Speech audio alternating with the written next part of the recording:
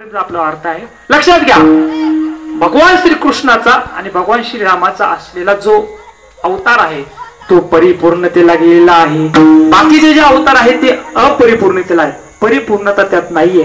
पण भगवान श्रीकृष्णाचा आणि भगवान श्रीरामाचा असलेल्या अवतारावरती माझ्या वारकरी संप्रदायाचा आजही त्या ठिकाणी कार्यरत आहे। म्हणून वारकरी संप्रदाय रामकृष्ण नामे या तपांना या दोन नावाला त्या ठिकाणी मानतो आणि भगवान श्रीकृष्णाचा असलेला हरी या नामाला मानतो। म्हणून मंत्र दिला राम कृष्ण हरी, मंत्र दिला राम कृष्ण हरी, मंत्र दिला राम कृष्ण हरी, मंत्र दिला राम। बाबाजी सद्गुरु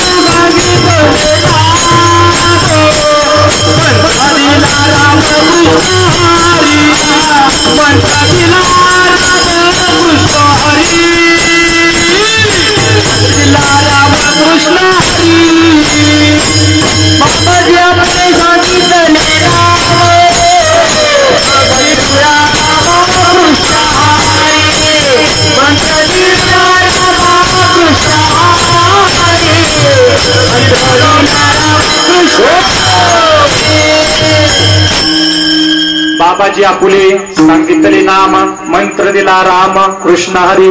बाबाजी सद्गुरूंनी दिलेला राम कृष्ण मंत्र आपण काही सर्व काळ जपत आहे। काय काय लोक जय हरी मानतात, मला थोडासा कचकट वाटत जय हरी मी उगाच काहीतरी पटकन हरिदास महाराज तुमचे लेख बरोबर का बदला आधी रामकृष्ण हरी असं रामकृष्ण हरी मंत्र हा उघडा जाणार उघड्या पद्धतीचा असलेला रामकृष्ण हरी मंत्र। मी नर्मदा परिक्रमाला जेव्हा गेलो ती लोक म्हणली माझ्यासोबत माझ्या भाग्य मला ब्राह्मणाची साथ या वर्षी लाभली आणि दोन्ही वर्षी चांगल्या चांगल्या लोकांची लाभली। काही काही खतरनाक लोक भेटले वांगारात वाणी, पण एक मात्र ब्राह्मण जो भेटला ना तो म्हणायचं महाराज तुम्ही तुमचा गुरुमंत्र असा उघडा कस काय म्हणतात। त्यांनी मी ते प्रमाण दिलं उघडा मंत्र जाणार रामकृष्ण अरे हा वारकरी संप्रदाय इथं काय लपून छपून चालत नाही, सगळं काय ते उघडाव चालतंय। तिथं कानातही मंत्र नाही कुठेच मंत्र नाही। आज सकाळी एका आमच्या दत्ता महाराज दरोडेंना माळ घातली म्हणले हाय घाल माळ, मला महाराज माळ घालायची अरच लगेच घेऊन येतो आता पिशीत माळायचं कोणी लगेच माळ घालायची।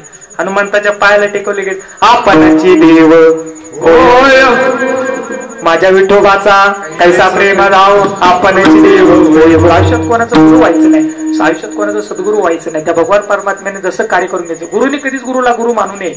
जो गुरु कधीच स्वतःला गुरु मानत नाही तोच आयुष्यात गुरु असतो। जो कधीच स्वतःला सद्गुरू मानत नाही सद्गुरू तो आपला भगवान परमात्मा। एका सद्गुरू वाचून या तो भगवान परमात्मा श्री नारायणाचं विसरलेलं प्रमाण तो भगवान परमात्मा आपल्याचा सद्गुरू आहे आणि त्या पद्धतीचं असलेलं ते प्रमाण आजही आपले ते भगवान परमात्मा त्या गळ्यातल्या तुळशीच्या माळांचा गुरु आहे। म्हणून मायबाप आता कोणाकोणाच्या गळ्यात तारवडाच्या माळा आहेत, काही काहींच्या माळात कशाच्या माळा आहेत, पण पवित्र अशी तुळशीची माळ आता चंदनाची माळ तुम्ही जरी घातली त्याला हरकत नाही। अशी वैजयंती माळ जरी तुम्ही घातली तरी भगवान परमात्म्याला ती आवडते। अशी कुठेतरी लपली असेल वैजयंती माळ सुद्धा वैजयंती माळ गळा शोभे श्रीमंत ती असलेली माळ भगवान परमात्म्याला श्रीमंताचं आयुष्य सोडते। आणि वारकऱ्यांनी कधी श्रीमंत बाळगावे अरे वारकरी संप्रदाय उदार उदार भरले अनंत भांडार त्या अनंत ब्रह्मांडाचं उदर असलेले ते परमात्मा त्या परमात्म्याचे असलेले आपण भक्त आहोत। होईन भिकारी पंढरीचा वारकरी पण आहे तरी पण त्याचं हे जे प्रमाण आहे ते लोक कुठं लावतात होईन भिकारी पंढरीचा वारकरी। मग पंढरीचा वारकरी भिकारी म्हटलं मग कशाला 500 रुपये त्या ठिकाणी द्यायचे लोक देतात ना, मग मी कशाला खायचं मायबाप सर्वांना त्या आमचे चंद्रकांत महाराज नाणेकर मोहन महाराज नाणेकर माझ्या कधी कीर्तन आले का 500 रुपये देणगी देऊन जातात। मी त्यांना कधी 150 रुपये दिला नाही पण त्यांना भाव मात्र माझं समर्पित आहे, आयुष्यभर त्यांचं मला सहकार्य असतं। पण त्यांनी 500 रुपये स्वतःचे देऊन त्या ठिकाणी येतात। आई बाप आपण परमार्थिक आहोत, आपल्याला ज्ञात आहे फुकट कधी कोणाचं खाऊ नये। आई वडिलांचं जरी आपण फुकट खात असू त्यांच्या कष्टाचं चित करत असलो तरी पण आपण जेव्हा आपण सत्कार्याला लागू आपण जेव्हा आपल्या पायावरती राबवतो तेव्हा ते उपकार फेडण्याकरता मायबाप आपल्या आई वडिलांची आपल्याला सेवा त्या ठिकाणी करायची आहे। अशा पद्धतीनं त्या भगवान परमात्म्याने जसं आपल्याला डोळ्या जागे डोळे दिलेत, नाका जागे नाक दिले। नाक किती तुम्हाला किती नाक आहेत? नाक तुम्हाला 2 आहेत, तुम्ही लक्षात घ्या। हे भाग आहेत ना, हे 2 नाक आहेत जे तुम्ही या शरीराचे जेव्हा होल मोजता ना तेव्हा ते 9 भरतात। त्या पद्धतीने तुम्ही मोजा नंतर मोजा इथं नका मोजा आपला विषय नाही। बाप या जीवनामध्ये जगत असताना संतांचे जे उपकार आहेत आपल्या जीवनावरती आहेत, आपल्या आई वडिलांचे उपकार आपल्या जीवनावरती आहेत, आणि मायबाप सगळ्यात महत्वाचं देवाचे उपकार आपल्यावरती आहे. डोळ्या जागी डोळे दिले, नाका जागी नाक दिले. आता एखाद्याला जर एखादा अवयव कमी दिला, त्याला पांगुळ पण आलं तर भोगा रोगा जोडणिया दिले आणि का आरुची होतात सकाळपासून मायबाप त्या भोगाने त्या ठिकाणी त्या भगवान परमात्म्याने जोडून दिलेला आहे. म्हणून संत सांगून जातात, जो परमार्थ करत असतो तो त्याचं स्वतःचं भाग्य असतं, म्हणून त्या ठिकाणी तो परमार्थ करत असतो. हे भाग्य आपल्याला उजळायचे, भाग्याचा उदय आपल्याला करायचा आहे, हे वाटा आपल्याला उजळून काढायचं आहे. याकरता हरिकीर्तन या भगवान परमात्म्याच्या दरबारात करायचं आहे. आणि सगळ्यात महत्वाचा मागाचा उद्देश मी सांगून गेला का मारुतीच्या देवळात का, तर त्याचं कारण आहे. आज कोणत्या गावात जा तुम्ही, कोणत्या गावात जा, चिचुलीत जा, नाही तर तिकडे का भरला जा, नाही तिकडे खैर माळ्यात जा, नाही तर आमच्या ओरड्यात जा, पण मारुतीरायाचं मंदिर त्या ठिकाणी प्रत्येक गावावर जा. प्रत्येक गावामध्ये माझ्या मारुतीरायाचं मंदिर, प्रत्येक गावामध्ये. आणि जुनी लोक मग आपल्या कौलाची माडी करायची, थोडं मारुतीचं मंदिर असायचं. आता त्याच्यात हे चालतंय, आता त्याला काय आपण पर्याय नाही शेवटी, पण ते मारुतीरायाचं असलेलं हे पवित्र असा दरबार असतो. आणि या पवित्र दरबारामध्ये थोडी जागा असते म्हणून, नाहीतर एक तर महादेवाचं मंदिर, नाही तर मारुतीचं मंदिर. आणि फार तर तुमचे कुलदैवत आता आले, ती काय पहिली गोष्ट नव्हती. आता हा तुमचा जे महासाकांत जे आहे ते मेन तीर्थस्थानामध्ये निवडतात. काही लोकांचे ते कुलदैवत सुद्धा मांडलेलं आहे, जसं जेजुरीचा खंडोबा आहे तसं तुमचा खंडोबा आहे.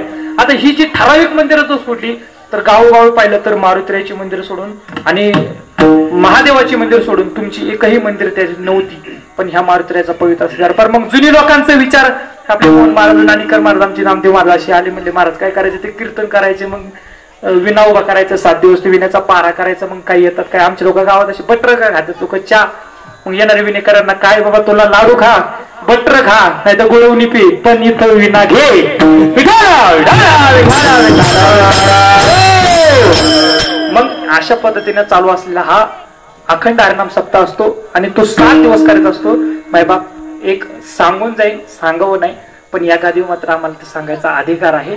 स्वतःचा मोठेपणा नाही, पण या 7 दिवसांच्या पूर्वकाळामध्ये काही लोकांनी तो आदर्श घेतला तर नक्कीच तुमचं आयुष्याचं कल्याण होईल. या 7 दिवसामध्ये माझ्याकडून जगद्गुरु तुकोबाराय आणि संत निवळबारायांची गाथा जेव्हा आपण उचकतो, त्या गाथीमध्ये भगवान श्रीकृष्णाचं असलेलं चरित्र निवळबारांनी फार विस्तृत मांडलं आहे. बाबा माझ्या आता ते पारायण चालू, माझ्याकडे मी आता पण माझ्या कधी गाथा आहे ते पारायण करतोय, पण अभंग असे सुंदर म्हणतोय, माझं जे स्टेटस पाहत असेल त्यांना ती समजेल.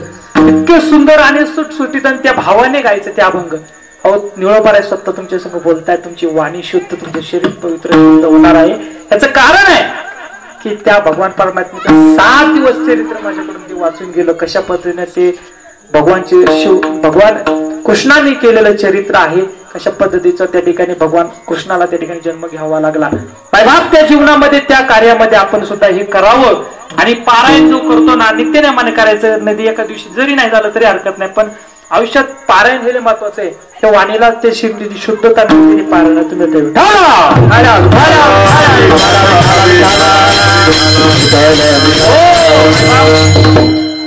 श्री भगवान श्रीकृष्णांना आणावं लागलं, हाच आपला विषय आहे. आणि दुसरा विषय आहे माऊली ज्ञानोबांना त्या ठिकाणी स्वतःहून त्या ठिकाणी आले. पण याच्यात मग सगळ्यात महत्वाचा काही उद्देश असा आहे, भगवान परमात्म्याला आणण्यासाठी संतांनी त्या ठिकाणी खळं केलं की देवा तुम्ही या पृथ्वी तलावरती दैत्यांचा त्या ठिकाणी असुरांचा त्या ठिकाणी छळ चाललेला आहे. ब्राह्मणांना त्या ठिकाणी यज्ञ करता येत नाही, ब्राह्मणांना त्या ठिकाणी दान धर्म करता येत नाही, सामान्य जीवनाला जगण्यासाठी प्राणी मात्रांना त्या ठिकाणी आपलं आयुष्याचं स्वातंत्र्य 15 ऑगस्ट दिवशी नाहीये. अशा पद्धतीने चिंचोलीची असलेली देवभक्त त्या ठिकाणी त्या भगवान परमात्म्याला विनंती करतात, देवा तुम्ही या ठिकाणी जन्म घ्या. मग त्या भगवान परमात्म्याला त्या ठिकाणी बोलावं लागलं. सगळे संताधिक संत त्या ठिकाणी देवाकडे गेले, देवाला विनंती करू लागले, देवा आता तुम्ही या ठिकाणी हा अन्याय त्या ठिकाणी दूर करावा. याकरिता तुमचा भगवान परमात्म्याचा असलेला हा जन्म या ठिकाणी सर्वांनी संपन्न करत असताना त्या भगवान परमात्म्याचं नामस्मरण आपण करून त्या ठिकाणी त्या भगवान परमात्म्याला बोलवायचं आहे. अशा पद्धतीने असलेलं ते भगवान परमात्म्याचं स्वरूप, भगवान श्रीकृष्णाचा असलेला जन्म मथुरेत त्या कारागृहामध्ये रात्रीच्या 12 वाजता असलेला असताना एक प्रसंग छोटासा सांगून जाईल. नंदबाबां असले तो जन्म होत असताना देवकीचं जेव्हा वासुदेव महाराजांनी जेव्हा तिथे स्वरूप पाहिलं तेव्हा त्यांच्या चेहऱ्यावरती जे तेज होतं त्याच्यात खूप काही बारकावे ते कुणी सांगत ते मी वाचलं काल, मला थोडंसं लक्षात आलं. मी थोडं मराठीत सांगत, तुम्हाला जास्त ओळीबद्ध सांगणार नाही, थोडंसं समजून घ्या. जेव्हा त्या देवकी मातेच्या उदरामध्ये 7वा जेव्हा तो गर्भ होता मायेचा, त्यावेळेस त्या गर्भामध्ये भगवान श्रीकृष्ण त्यावेळेसच आले होते. 7व्या अवतारमध्येच आले होते, 7व्या गर्भामध्येच आले होते. परंतु भगवान श्रीकृष्णाचं असलेलं ते स्वरूप जेव्हा पाहिलं तेव्हा ते भगवान श्रीकृष्णाला अंदाज आला की हा कंस मामा आपल्याला सुद्धा सोडणार आहे. मग तो काही काळ त्या उदरामध्ये राहिला आणि त्या उदराकाळामध्ये राहत असताना भगवान श्रीकृष्णानं त्यावेळेस ते एक दासी होती, त्या दासीच्या सोबत ते गेले आणि जो बलराम महाराजांचा जो जन्म आहे तो कोणाच्या पोटी जो जन्मला, हा रोहिणीच्या मातेत, रोहिणीचे जो गर्भ नेला तो मायेच्या स्वरूपाने त्या ठिकाणी भगवान श्रीकृष्णाची आणि भगवान विष्णूची असली लीला आहे, त्या लीले माये त्या ठिकाणी तो रोहिणीच्या उदरात जाऊन त्या ठिकाणी तो 7वा ठेवलेला आहे, लक्षात घ्या.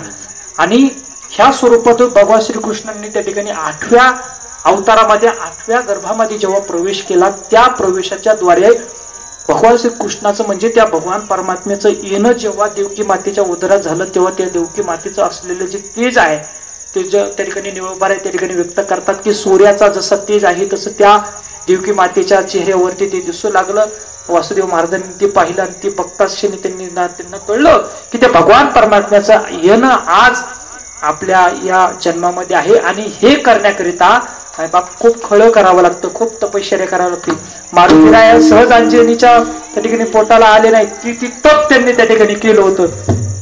त्यावेळेस कुठेतरी भगवान श्री रामांच्या वडिलांनी त्या ठिकाणी दशरथ राजाने तो यज्ञ मांडला. तो यज्ञामध्ये ते असलेले पिंड तयार केलं, ते पिंड त्या ठिकाणी ते उदर आलं, घारेने उचललं, घारेने पिंड हरपिलं, ते नेलं तिकडं त्या अंजनी पर्वतावर पडलं. त्यानंतर त्याच्यातला एक काही भाग राहिला तो बिभीषण नावाचा त्या ठिकाणी जन्मला. अशा पद्धतीने ते असलेलं ते आख्यायिका आहे. आणि ह्या आख्यायिकामध्ये असताना खळं करावं लागलं. मला हे सांगायचंय, भगवान श्रीकृष्णाचा जन्म त्या ठिकाणी त्या कारागृहामध्ये रात्रीच्या 12 वाजता शुक्ल पक्षामध्ये श्रावण महिन्यामध्ये त्या ठिकाणी झाला. मात्र भगवान परमात्म्याचा जन्म झाला. भगवान परमात्मा त्या ठिकाणी मोठ्या स्वरूपात त्याची प्रगट झाली. आई माता वडिलांनीच विनंती केली, देवा अरे आम्हाला तुझं बालपण भोगू देत, आम्हाला त्याची सुखाची प्राप्ती होऊ दे. मग तू देवा तू एवढ्या मोठ्या स्वरूपाचा झालेला आहे आणि मी एवढ्या मोठ्या स्वरूपाचा झाल्यानंतर आम्ही काय आनंद घ्यायचा. तेव्हा त्या भगवान परमात्म्याने पुन्हा एकदा छोटं स्वरूप त्या ठिकाणी घेतलं. मात्र एक गोष्ट त्या ठिकाणी राहिली आणि ती गोष्ट आज आमची शिवचिदंबर समिती करते, ती सगळ्यात महत्वाची लक्षात घ्या. देवकी मातेचं आणि वसुदेवांचं असलेलं जे एक इच्छा अपूर्ण राहिली ती म्हणजे भगवान श्रीकृष्णाला आपला उदरातला पुत्र असून सुद्धा त्या ठिकाणी स्तनपान करता आलं नाही. याकरिता शिवचिदंबर म्हणून त्या देवाने त्या ठिकाणी अवतार घेतलेला आहे. पुढच्या जन्मामध्ये त्या ठिकाणी देवकी माता आणि वसुदेवांच्या समवेत राहून त्यांनी त्या ठिकाणी ते पुढचं आयुष्य बालपण भोगलेलं आहे. ते स्वामी आज शिवचिदंबर स्वामी, ज्यांची आम्ही आज भक्ती करतो. लाखनगाव या ठिकाणी ज्यांचं मंदिर आहे, अशा अनेक महाराष्ट्रात मंदिर आहे. शिवचिदंबर समिती कार्य करते आणि यांचं अजूनही कार्य सगळ्यांना माहित आहे. देहूतून ओतूरला जगद्गुरु तुकोबार यांची असलेली इच्छा आपल्या स्वामींची त्या ठिकाणी सेवा करता आली नाही, म्हणून ती सेवा करण्यासाठी भोजनामागती तो पावशेर पडीला विसर स्वप्ना माझी, म्हणून ते असलेल्या पावशेर तूप आम्ही देहू मधून तुकोबार यांच्या गुरूंच्या म्हणजे ओतूरला त्या ठिकाणी जात असतो. 4 दिवसाचा सोहळा तो सुद्धा असं जगद्गुरु तुकोबार यांचा. पालखी रथ, बैल, चौघाडा, वारकरी सगळ्या भानगडी असतात त्या ठिकाणी, पण हे सर्व येतात लोक आणि त्या ठिकाणी त्या भजन कीर्तन करतात. अशा पद्धतीचं असलं ते शिवचिदंबर स्वामींचं मी स्वरूप सांगून गेलो की ते पद्धतीचं राहिलेलं अपुरं कार्य शिवचिदंबर स्वामींनी केलं. पण भगवान श्रीकृष्णाचा जन्म त्या ठिकाणी झाला. आता वसुदेवांना त्या ठिकाणी प्रश्न पडला की आता या मुलाला सुद्धा तो कंस दुष्ट त्या ठिकाणी मारणार आहे. कंस आणि वसुदेव चांगले खास त्यांची मैत्री होती, पण यशोदा माता शेवटी देवकी माता शेवटी त्या ठिकाणी त्यांची बहीण होती, मामाचं नातं असलेलं. पण भगवान त्या ठिकाणी जन्मले. मात्र वसुदेवांना चिंता पडली, आता देवाला याचं न्यायचं कसं, त्यांना कृष्णाला न्यायचं कसं आणि काय करायचं. तेव्हाच त्या ठिकाणी भगवान श्रीकृष्णासाठी मजनी गोकुळाला का न्यायचं, ते कृष्ण गोकुळी जन्मला. कुठे जन्मला, कुठे जन्मला, आणि अभंग काय गोकुळी जन्म. आणि काय करायचं, डोकं काजून जाऊ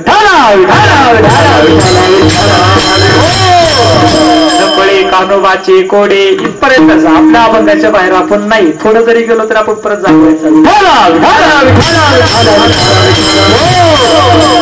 भगवान परमात्म्याला त्या ठिकाणी नेत असताना मायबाप आपण लक्षात घ्या काही गोष्टी. भगवान परमात्म्याने त्या ठिकाणी वसुदेवांना सांगितलं बाबा मला या ठिकाणाहून तुम्ही घेऊन चला. पण बाबांनी विनंती केली कारण बाबा तुला न्यायचं कसं, अरे साखळी आहे, दंड अशा चोपदारांसारखे मोठे मोठे मिशांचे त्या ठिकाणी ते चोपदार त्या ठिकाणी उभे आहेत, द्वारपाळ त्या ठिकाणी उभे आहेत. हे द्वारपाळ उभे असताना त्या ठिकाणी कसं जायचं, ते कडी कुलप कशी काय. मग त्या ठिकाणी भगवान परमात्म्याने ती लीला केली, कडी कुलपे गळून पडली आणि ते द्वार खोलून त्या ठिकाणी त्या भगवान परमात्म्याचं स्वरूप सर्वांनी पाहिलं आणि त्या ठिकाणाहून ते दार कुलप गळून पडली. जे चोपदार होते, जे त्या ठिकाणी रखवाली होते, त्यांना त्या ठिकाणी झोपा लागल्या आणि सहज देव त्या ठिकाणी घेऊन वसुदेव महाराज त्या ठिकाणून निघून गेले. आणि पुढे मग यमुना माता आडवी आली. यमुना माता त्या ठिकाणी आडवी आल्याच्या नंतर एवढ्या पुरातून जायचं कसं, पाऊस कडकडायचा चालू होता. आज नाही पाऊस समजा, दरवर्षी असतो पण यंदा कमी थोडा पाऊस, कारण होऊनच गेला बाबा, आधीच पडून गेला. आता काय पडत थोडस पडेल, थोडस नका काळजी करू.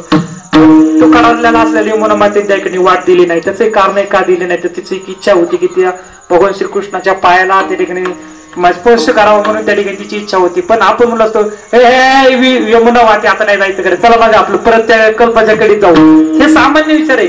पण देवाच्या बापाचे विचार सुद्धा किती महान आहे, हे विचार आपण आपल्या आयुष्यात ठेवायचे. देवाच्या बापाने विनंती देखील डायरेक्ट केली, डायरेक्ट यमुने मातून घेतले. पण यमुना मातेला त्या ठिकाणी भगवान श्रीकृष्णाने सांगितलं खबरदार माझ्या बापाच्या तोंडाला थोडं जरी पाणी लागलं तर, माझ्या वडिलांच्या तोंडाला पाणी नाही लागलं पाहिजे. एक विनंती केली यमुना मातेने, ती वाट दिली, तिने तिचा स्पर्श काय असेल ते काम केलं. पुढे नंद बाबा त्या ठिकाणी गोकुळात पोहोचले. त्या ठिकाणी त्या भगवान श्रीकृष्णाला त्या ठिकाणी त्या उदरात झालेल्या त्या मायेला त्या ठिकाणी उचललं. भगवान श्रीकृष्णाला त्या ठिकाणी त्या पाण्यात मांडलं आणि माया जेव्हा डोक्यावर त्यांनी घेतली तेव्हा त्या ठिकाणाहून ती निघून गेली. मात्र माया जेव्हा आपल्या डोक्यावरती येते तेव्हा त्या ठिकाणी ती येऊन ती मायाच्या ठिकाणी जेव्हा बंधनात त्या कारागृहात ठेवतात त्यावेळेस त्या ठिकाणी एक महत्वाचा सिद्धांत ऐकून जा. तुम्ही जर भक्ती करत असाल तर देव आणि नारायण, नारायण लक्ष्मी सहित शोभे नारायण म्हणून देवाची भक्ती करत असताना देवाची आणि देवीची सुद्धा भक्ती अखंडपणे. काही जण काळूबाईला जाते तर पांडुरंगाला येतातच नाही, हे महत्वाचं आहे. काळूबाईला जा आणि पांडुरंगाला जा, देवालाही पूजा संतांनाही पूजा. देवाची सेवा करता येणार नाही, ते आपलं काम नाही. आमचे कुठे गेले पुजारी, गेले घरी देवाची पूजा करतात नाही बघ. आणि अशा पद्धतीने देवाची आपली पूजा करतात. त्याच्यात लय नियम येतो, सोळे घाला, देवाला आंघोळ घाला, देवाला कपड्याने पुसा, देवाला गंध लावा, ते लय नियमित पुढं. ते आपल्याला जुळणार नाही. सामान्य माणसाचं काम फक्त संतांची सेवा. 4 वारकरी जर आपल्या घरी आले तर त्या 4 वारकऱ्यांना आपण त्या ठिकाणी आपला अन्नदान करायचं. 4 वारकऱ्यांची सेवा मनापासून करायची. कीर्तनकार आलं तर त्याला विचारायचं नाही बरं आमचा बांगला आहे, आमच्या होते, मी सांगायचं माझा परमार्थ आहे, आम्ही वारी करतो, हे हक्काने सांगायचं. का वारी करतो सांगू नये केलेली गोष्ट, पण त्या कीर्तनकाराला त्याची कल्पना असेल की आम्ही वारकरी आहोत. ही जी परंपरा अशा पद्धतीची असं काही गोष्टी सांगत चालू.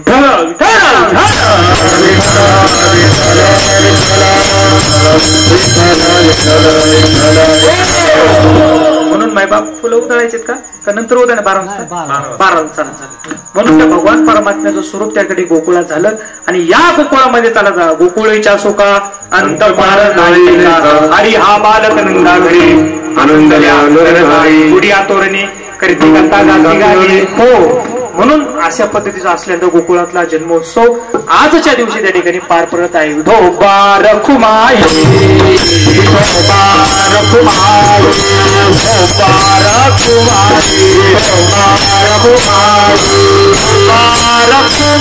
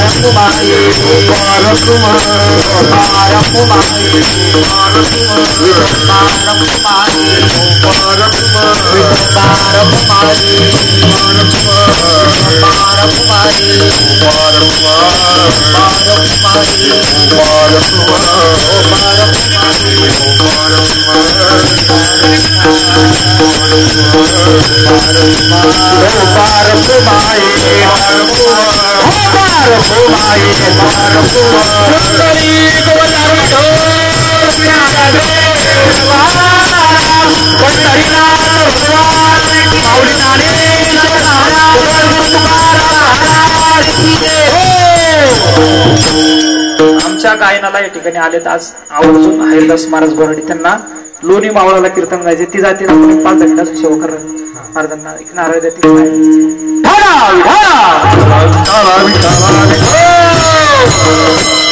म्हणून आपण कुठं आलो होतो कळालं का? हरिदास महाराज बोराडे. हा हा ते तुमचं आता चालू द्या, आमचं आता आपण कीर्तन कंटिन्यू करू. होय अनंत ब्रह्मांडे उदरे हरी हा बालक नंदाकरी. अशा पद्धतीचं हरी आता बालक नंदाकरी आलेला आहे. आपल्या अभंगाचा पहिल्या चरणाचा अर्थ देखील आपण पाहूया. हा हरी आता बालक नंदाकरी आलेला आहे का नाही? नंद म्हणजे काय? नंद कुपोटी उपाधी. लक्ष द्या माझ्याकडं. हो महाराज तुम्ही थोडं मिनिट लक्ष द्या. एकच काम आहे फक्त, दुसरे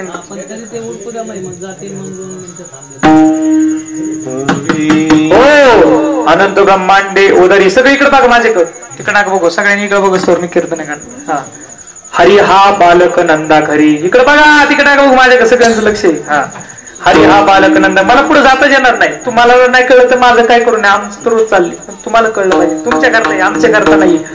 म्हणून ह्या भगवान परमात्म्याचं असलेलं हरी स्वरूप अनंत ब्रह्मांड विश्वव्यापक कमलापती असलेला तो गवळणी कडीवर घेणार अनंत ब्रह्मांड त्या ठिकाणी जर भोगून जर ब्रह्मचारी करत असेल ते सगळ्यांचं असलेलं कोड आहे. म्हणून कोड्याकडे आपण जायचं नाही, फक्त कोड लक्षात घ्यायचं. लक्षात घ्या अजून काही महत्वाचे विषय आहेत.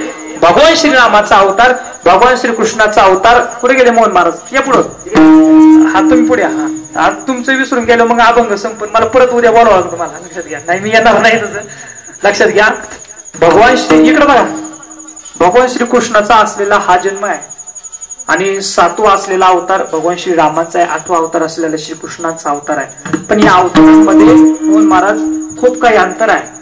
भगवान श्रीरामाचा असलेला भगवान श्री विष्णूचा असलेला 7वा अवतार दुपारी मध्यान्ह काळामध्ये 12 वाजता जन्म त्या ठिकाणी माझ्या प्रभू श्रीरामांचा आहे. त्याच विरोधात लक्षात घ्या भगवान श्री कृष्णाचा असलेला अवतार श्रावण महिन्यामध्ये रात्रीच्या 12 वाजता आहे. विरोधाभास आहे. भगवान श्री रामांना अतिशय त्या ठिकाणी नियम होते. काही नियमांचं पालन करायला लागायचं. अजून एक काही नियम होते असे की ज्याच्याकडे तलवार असेल त्यांनीच तलवारीशी भांडायचं, ज्याच्याकडे हत्ती दळ असेल त्यांनी हत्तीची दळ जायचं. आपलं कसं आहे मागूनच खोपसायचं.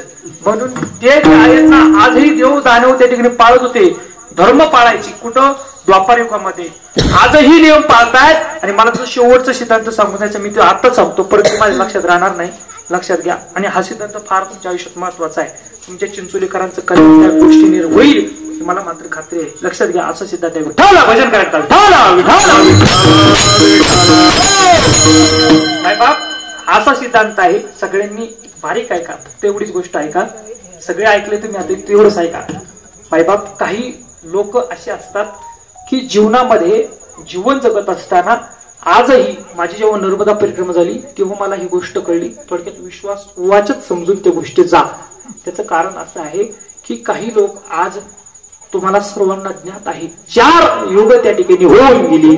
मग त्यामध्ये सत्ययुग, त्रेतायुग, द्वापार युग आणि चालू असलेलं कलियुग. मग या कलियुगामध्ये 4थ्या युगामध्ये काही लोक आज जगत आहेत. मात्र या कलियुगामध्ये कलीचा वारा सर्वांना लागलेला आहे. कली तुम्हाला त्रास देत नाही.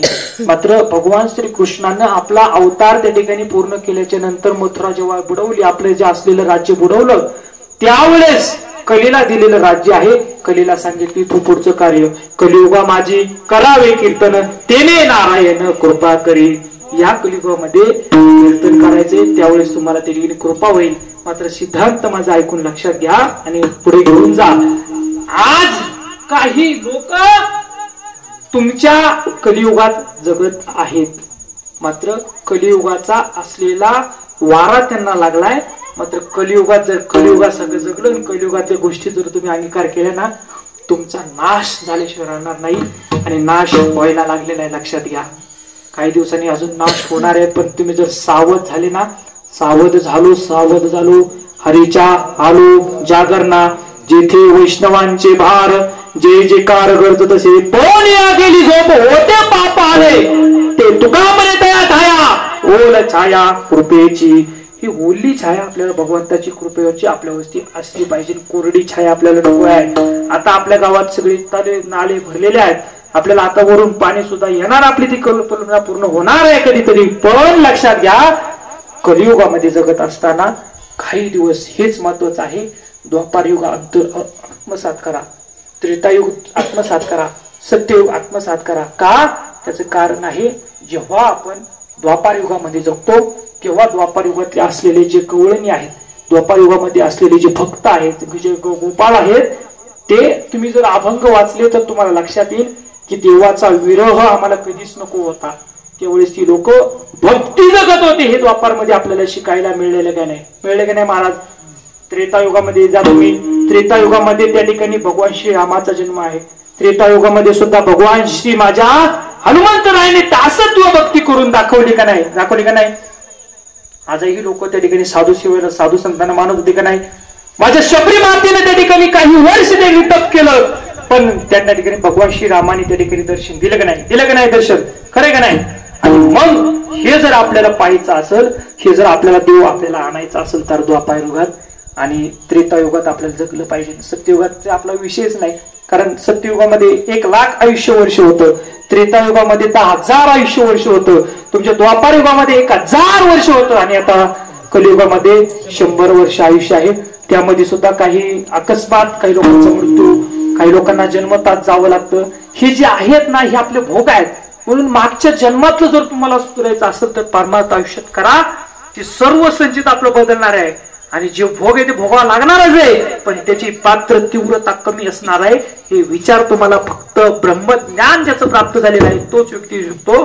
ज्याचं कीर्तन पाठ करणार आहे त्यांचं तो तुम्हाला देऊ शकत, ज्याचं कीर्तन बसवलेलं आहे हे कधी कोणी देऊ शकत नाही.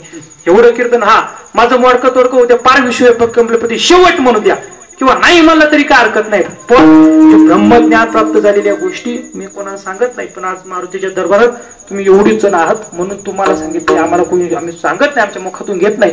पण आदरणीय वंदनीय तुकाराम महाराज जीवरकर यांचं सांगणं आहे, तुम्ही जेव्हा तुमची भक्ती करत असता तेव्हा सामान्य व्यक्तीला ते सांगण्याचा अधिकार नसतो. मी पंढरपूरची वारी केली, मी त्या ठिकाणी हे केलं, मी त्या ठिकाणी ते केलं, मी त्या ठिकाणी 4 धाम केली, मी त्या ठिकाणी नर्मदा परिक्रमा केली. पण माय बाप त्यांनी एक उत्तर असं सुंदर दिलं, ते घरी घेऊन जा. जेव्हा आपण सत्कार्य करत असतो ते सांगत असताना त्याच्यातला मीपणा काढून टाकायचा. ज्यावेळेस मी म्हटलं ना, या जीवाने जी परिक्रमा केली ती शिवस्वरूपाची झाली, त्यामुळे ती परिक्रमा 3600 किलोमीटर पायी प्रवास पूर्ण झालाय. त्याचं कारण फक्त जीवात शिवाचं स्वरूप आलं.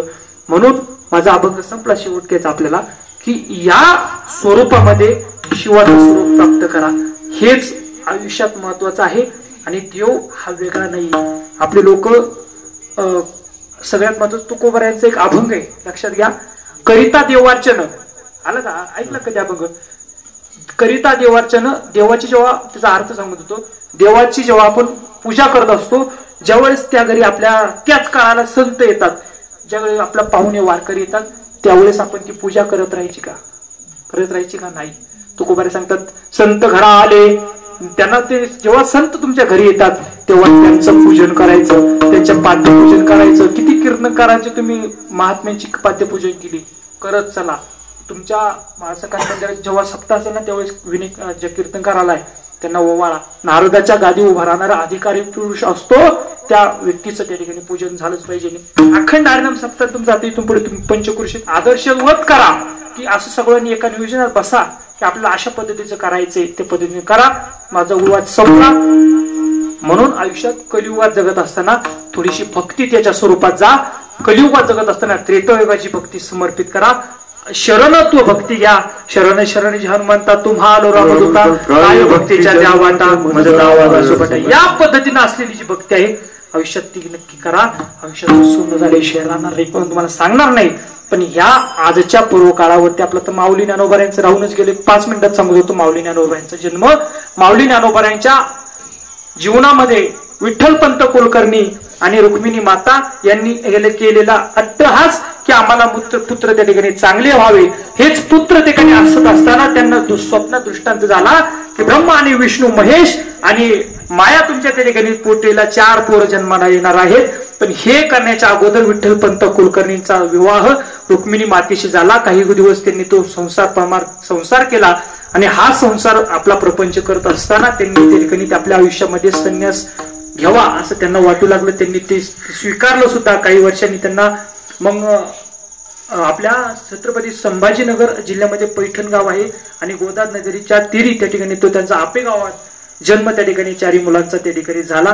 ज्ञानोबा यांचा असल्या जन्मकार म्हणते 75 मध्ये आहे, 97 मध्ये आहे, 1975 आणि 75 मध्ये असले 1675 मध्ये असलेला तो जन्म, 97 साली माऊली ज्ञानोबा यांचा जन्म आहे. आणि प्रत्येक असलेल्या त्या 2 भावंडाचा जो जन्म आहे ब्रह्म विष्णू आणि महेश, सोपान देवांचं माझं जे अवतार आहे तो ब्रह्मदेवाचा अवतार आहे. माझ्या माऊली ज्ञानोबा यांचा जो अवतार आहे तो पांडुरंगाचा विष्णूचा अवतार असलेला आहे. आणि माझ्या निवृत्तीनाथांचा जो जन्म आहे तो जो अवतार आहे तो शिवाचा अवतार सदा माझा असलेला निवृत्तीनाथ महाराजांचा जन्म आहे. आणि मायेचा अवतार म्हणजे माझ्या मुक्ताबाईचा अवतार आहे. अशी 4 भावंडे आहेत. ह्या 4 भावंडांचा जन्म होण्याकरता रुक्मिणी मातेनं त्या पिंपळाला 108 त्या ठिकाणी प्रदक्षिणा मारल्या. कोणी मारल्यात का 108? मी 11 मारल्यात, त्याच्या पुढे नाही गेलो अजून. पण 108 कधीतरी मारा, कधीतरी निवांत जा माऊलींच्या दरबारात. आपण जातो, कळस बघतो, वारकऱ्यांना ती सवय, कळस बघितला गेले. काही काही वारकरी ते जवळचे आहेत, पटकन येतात, दर्शन करतात, रोज नित्यनेमाने दर्शन करणार आहेत. नाही आपल्या नित्यनेमाला ना 1 दिवस काढा, नका 15 दिवसांनी 20 दिवसांनी जाऊ, पण 1 दिवस वर्षात असा काढा. 108 त्या ठिकाणी प्रदक्षिणा आम्ही माऊलींच्या त्या पारायणाला, त्या पाराला सोन्याची पिंपळाला मारणार आहे. कोण करणार आहे का? हातवर करा बरं एखादा तरी, माझ्या समाधान करता. वा टाळ्या वाजवा सगळ्यांनी. करणार एकदा करा आणि ती अनुभूती मला सांगा. आम्ही काय सांगत नाही, ही विभूती घ्या आणि तिकडे जाऊन फोका, त्याचंही वाटोळ होईल आणि तुमचंही वाटोळ होईल असं आम्ही सांगणार नाही. आणि वारकरी संप्रदायात त्याला मान्यताच नाही. वारकरी संप्रदायात संतांनी सांगितले आज या सर्वांचं भाग्य उजळण्याकरता आलेत, 1.5 जणांचा उद्धार करण्यासाठी आलेत. त्यांनी ती उणीव पाहिली की या उणीवेतून आज या लोकांना काय द्यायचे, तर जगद्गुरु तुकोबार यांनी घातीसारखा ग्रंथ त्या ठिकाणी दिला. म्हणून 108 पारेनं जेव्हा त्या ठिकाणी पारावरती त्या ठिकाणी ती प्रदक्षिणा मारल्या त्यावेळी सच्चिदानंद बाबांनी तो आशीर्वाद दिला की पुत्रवती भाव. पण त्या मातेनं त्या ठिकाणी विचारलं, रुक्मिणी मातेनं, की माझे जे विठ्ठलपंत कुलकर्णी आमचे आहेत, हे आमचे हे आहेत, ते आता ते असे गेलेत. मग कसं? मग ते साधूचा आशीर्वाद कधीही खोटा ठरत नाही. 108 पारायण करा, तुम्हाला काय प्राप्त होईल ते सांगा. गादीवर बोलतोय, साधूचा आशीर्वाद कधी खोटा ठरत नाही, ठरला नाही, ठरणार नाही. आणि त्या पद्धतीने 4 भावंड जन्माला आली. निवृत्तीनाथ महाराज त्या ठिकाणी त्र्यंबकेश्वर आले. ज्या पवित्र स्थानी आपण जातो अशा पवित्र देव आहेत, म्हणजे त्र्यंबकेश्वर महाराजांचा त्या ठिकाणी देव आहेत. अजून काय आहे? तीर्थ आहे. गोदावरी मातेचा त्या ठिकाणी उगम आहे. अजून काय आहेत? संत आहेत. कोण आहेत? निवृत्तीनाथ महाराज आहे. अशी असलेली नाशिकच्या असलेली त्र्यंबकेश्वर नगरी आहे. त्यामध्ये सोपान काकांचा असलेला जन्म, सोपान काकांचा जन्म सासवडला आहे. सासवडच्या त्या ब्रह्म देवाचा असलेलं ते तपश्चर्याचं स्वरूप आहे. नागेश्वराचं मंदिर आहे. चिंचेच्या झाडातून सोपान देवांनी समाधी घेतलेली आहे. म्हणून असलेल्या सोपान काकांचा सुद्धा समाधी सोहळा 1 महिन्याच्या अंतरावरती प्रत्येक संतांचा त्या ठिकाणी तो सोहळा आहे. त्र्यंबकेश्वरचा सोहळा उरकतो, माऊलींचा सोहळा उरकतो, सोपान काकांचा सोहळा होतो, नंतर माझ्या मुक्ताईचा सोहळा उरकतो. आणि सगळे संत समाधी सोहळ्याला जसं आपण निळोबाऱ्यांचे जातो तसंच सर्व संतांच्या सोहळ्याला आपण येत चला आणि ते आयुष्यात कल्याण परमार्थ आयुष्यात करा. म्हणून ह्या 4 भावंडांचा जन्म 108 प्रदक्षिणा जेव्हा पिंपळाला मारल्या, साधूच्या आशीर्वादानं त्या ठिकाणी त्या 4 भावंडांचा जन्म त्या ठिकाणी आहे. आणि मी मगाशी सांगून गेलो की दृष्टांत झाला की तुम्हाला अशा पद्धतीची त्या ठिकाणी मुलं जन्माला येतील.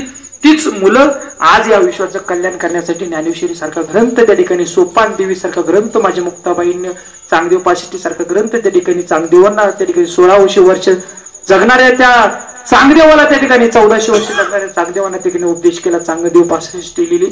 अशा अवघड आपण तुम्ही नका, कमीत कमी हरिपाठ नका करू. मी सांगणारच नाही. का करायचं नाही? तो अर्थ समजून घ्यायचा. सार्थ हरिपाठ वाचायचा. काय हरिपाठ कीर्ती मुख्य तरी काय? पवित्र चिवळे. आता हे मला असं सांगायचं होतं, तुम्ही बोलून गेले. पवित्राची होय, देह त्याचा पवित्राची होय. त्याच्या आतलं काय मग हरिपाठ कीर्ती मुखे जरी गाय, पवित्राची होय देह त्याचा. त्याचं पूर्वार्ध आला पाहिजे लक्षात घ्या. हरिपाठ काही लोक महाराज उलटी वाचणार आहेत, उलट पद्यामध्ये फक्त हरिपाठ वाचा, बाकी ज्ञानेश्वरी तुम्ही नादी लागू नका, फक्त हरिपाठ वाचा. 28 अभंग ते जे आहेत ना ते उलटे वाचा, सुईचे वाचा. आयुष्याचं कल्याण फक्त 28 अभंगामध्ये आहे. आणि एखाद्याला वाटलं तर मग जगद्गुरु तुकोबारायांची निवडबारायांची गाथा, हे संतांची गाथा आपल्यासाठी आज कल्याणदायी ठरण्यासाठी आपले ग्रंथ लिहिलेत. म्हणून देवाचा जन्म आणि संतांचा जन्म हा असलेला आजचा पर्वकाळ. ज्ञानेश्वर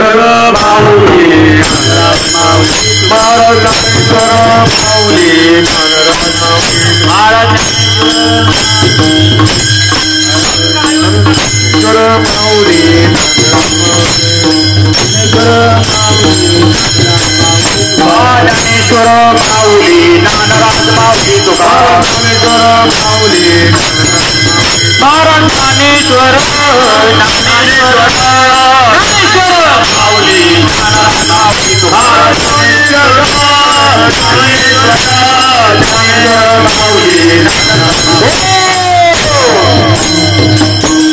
अशा पद्धतीनं आज असलेला पूर्वकाळ भगवान श्री ज्ञानोबारायांच्या कळसावरती 11 किलो सोन्याचा कळस सर्वांच्या सहकार्यातून झाला. हा एक पर्वकाळ मी सांगून गेलो. दुसरा पर्वकाळ भगवान श्रीकृष्णाचा असलेला 8वा अवतार आणि भगवान श्रीकृष्णाचा असलेला 8वा अवतार भगवान श्रीकृष्णाच्या स्वरूपानं आज आपल्या ठिकाणी आलेला आहे. आणि म्हणून हा 2 संतांचा आणि देवाचा असलेला पर्वकाळ आज आपण या ठिकाणी 750 वर्ष माऊली ज्ञानोबारायांना झाली. आणि भगवान श्रीकृष्णाचा असलेला हा अवतार, या 2 देवांचा आणि संतांचा असलेला जन्मोत्सव आपण सर्व चिंचोलीकर ग्रामस्थांनी या ठिकाणी भजनी मंडळांनी ते केला. सुंदर असं मला कालच फोन आलं, मला कीर्तन करू. मी नाही म्हणतच नाही कोणाला, मग काही असो. आता आजचे कीर्तन होते ना, मला एक चोर कोलवडीला होतं आणि लोक आलो होतो. दोघांनी याने 10 ते 12 टाकलं आणि त्याने 10 ते 12 टाकलं. मग एका मी जाऊन आलो, म्हणलं फोन जर केला ना आपण असं म्हणलं आपल्या आयुष्यात लाभाची कलंक लागण. मी तिथं माझं स्वतःच पेट्रोल जाळून गेलो. ते सांगितलं मला महाराज काहीतरी ऍडजस्ट करा, कारण काय झालं तुम्ही माझा 3 दिवस फोन उचलला नाही. मला वारीत कीर्तन दिलं होतं, म्हणलं पण आई ओळख नाही पाळख सहज असं म्हणलं कीर्तन करा सांग, म्हणलं करू, पण फोन उचलला नाही. म्हणून म्हणलं महाराज कसं करायचं. मग त्यावेळेस त्यांच्यासोबत गेलो, त्यांनी परिक्रमा केली म्हणून समजून घेतला. म्हणाले हे पडायचं काय नाद लागायचे. मग त्यांना मी सांगितलं महाराज तुम्ही फोन उचलला नाही, तुमची चुकी होती. मला लोकोकारांनी विचारलं, मग मला नाही कुठेतरी मग तिकडे द्यावा लागेल. तुम्ही फोन उचलला नाही म्हणून माझ्याकडे हिस्ट्री त्यांना दाखवली. मग लोकोकारांची घेतलं. मग इकडे कसं करायचं, मी सप्ताह ज्या दिवशी चालू होते त्या दिवशी गेलो. म्हणलं याच्यातलं एखाद्याला कुठेतरी उलट पालट करा, उलट सोडा नाही तर खालचं सोडा, पण त्याला कुठेतरी ऍडजस्ट करा. म्हणलं ते नाही जोडणार. पण माझ्या आधी ज्याचं कीर्तन होतं त्यांना सुद्धा पडलं होतं, म्हणलं तिथंच ओळख का, ते सकाळीच भरलं होतं. म्हणलं इथं नाहीचा पाड आहे, डोकं लावायचं नाही सर. नक्कीच्या लग्नाला तुम्हीच म्हणा, मी म्हणणार नाही. पण नाही म्हणल्यावरती नाही, त्यांना ती म्हणले महाराज कवा तरी तुम्ही सेवा द्या, कारण नर्मदा परिक्रमा वर्षाची जी सेवा असते ती साधी असते. नाही का आम्ही परत पुढे स्वरात आता काय शेवटी आम्हाला लागली वारीची सवय. आम्ही कधी 5ला पळवतो, कधी 4ला पळवतो, कधी आम्ही वर चलवतो, कधी खाली चलवतो. ती शेवटी सवय लागली. कधी आमचं स्वराच्या बाहेरून जात असेल. पण सगळ्यात महत्वाचं सांगू का, आता काय आमचं लय संगीतांले आम्हाला कुठे शिकायला नाही, कुठे राहिलं. आता मी चातुर्मासला चंचोशी घाटामध्ये तुकोधाम संस्थान झालंय, तिथं आता तिथे चातुर्मास चाललंय. 2 ठिकाणी परिक्रमा झाल्या. पंढरपूरची वारी वर्षभर वाऱ्या चालू असतात आयुष्यात सगळं करून हे. त्यामुळे आम्हाला लई कुठं राहता नाही आलं. माय बाप माफ करा तुम्हाला लई स्वरातून पण तुम्हाला आनंद देईन मात्र असं मला नाचवले.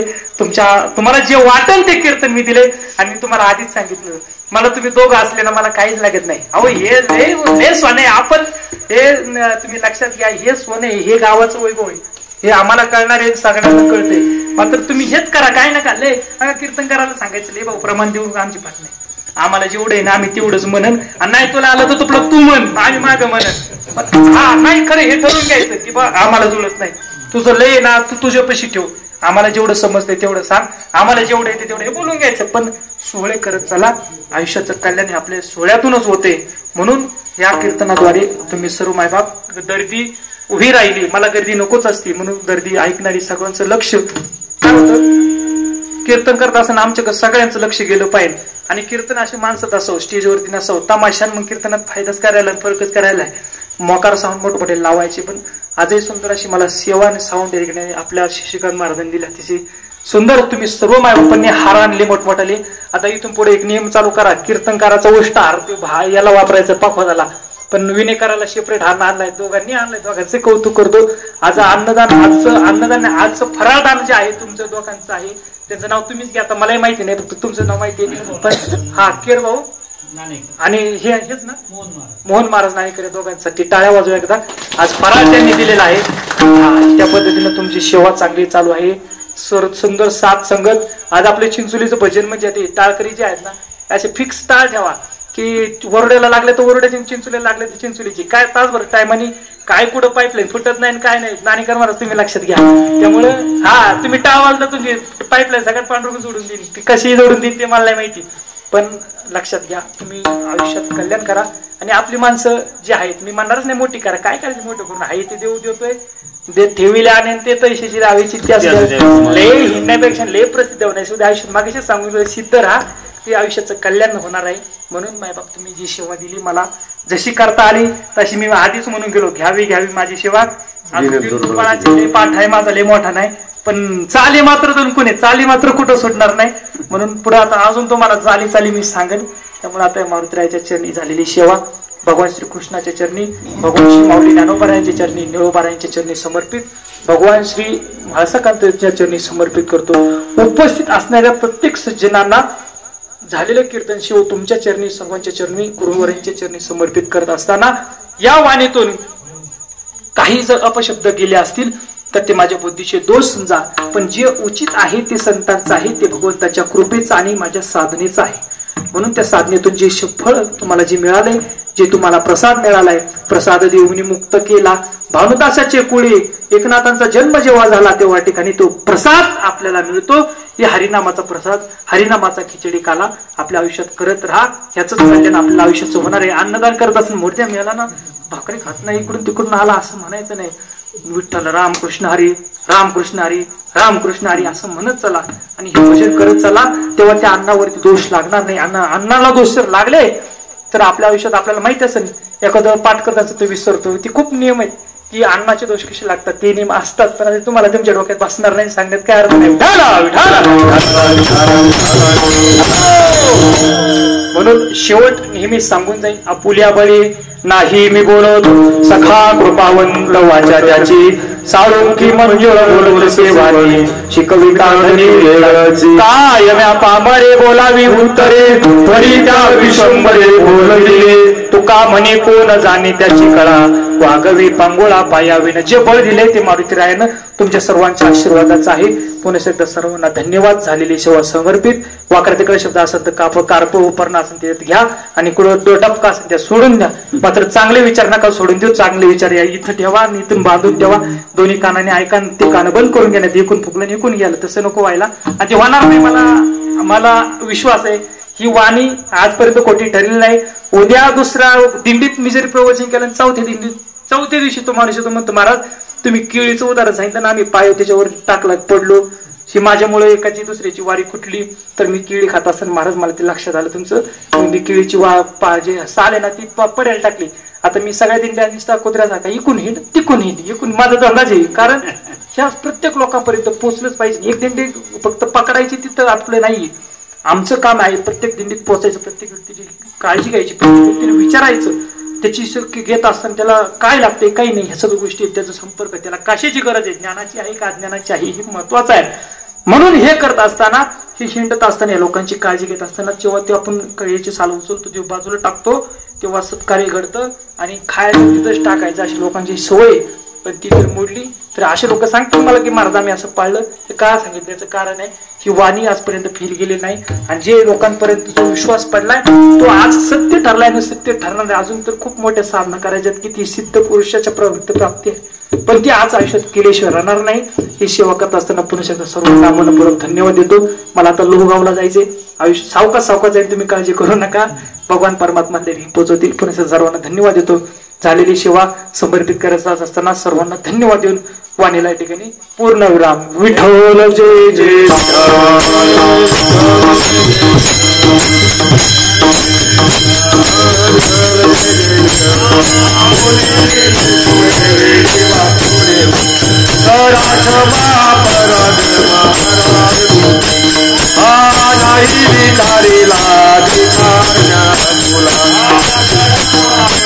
तुला